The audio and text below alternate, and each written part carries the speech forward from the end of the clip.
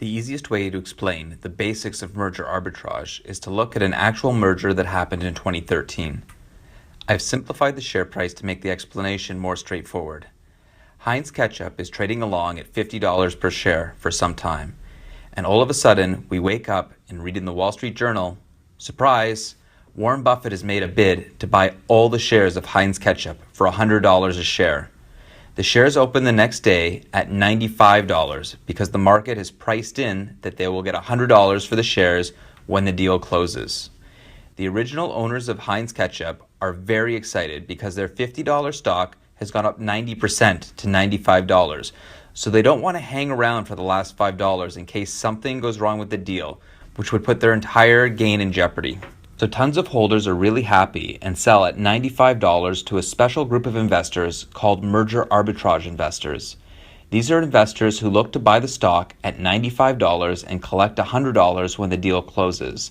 They look at issues that might stop the deal from happening, like antitrust, which is basically creating a monopoly through acquisition. They worry about things like the buyer having bad credit or bad reputation.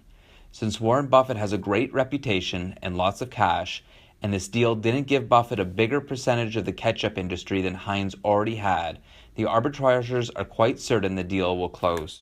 So they buy the stock at $95 and wait an average of 3 months for the deal to close. This means they give their shares to Warren Buffett, who in exchange will give them $100 of cash. So the merger arb investor has made 5%. 5% is pretty good, but what's more important is he's only used 3 months of the year to make this 5%. So he can use this $100 again to put it into the next deal that happens. Since deals normally take about 3 months to close, he can do this 4 times per year with his original money. So he's making an annualized rate of return of 20%, even though he's only making 5% per deal. Most high-quality deals pay less than 5%, but we're keeping the numbers simple to explain the concept. So why is merger arbitrage good at reducing volatility? Because if the market were to crash tomorrow, almost all stocks would crash with the market. But stocks that currently have a bid from a reputable buyer to purchase the full company have historically traded off the chances of the deal closing, not what the market is doing. Since investors are pretty confident that Warren Buffett is good to his word, and even with a market crash still has the cash to close the deal, historically these companies don't drop with the market. Investors are still confident in the next 3 months they'll get their $100.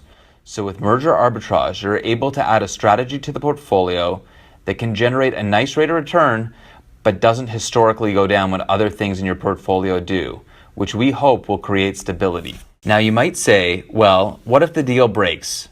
Investing in any one deal is definitely dangerous. That's why we buy a fund that does merger arbitrage. They aren't putting all their money in one deal. The fund has about 30 deals at any given time and does about 100 deals a year. Normally, every year, they have 97 deals that close and 3 that don't. The vast majority that close more than make up for the few that don't. So that's the basics of merger arbitrage. In future videos, we hope to explain the basics of other strategies that can be added to your portfolio to create safety and diversified ways of making money.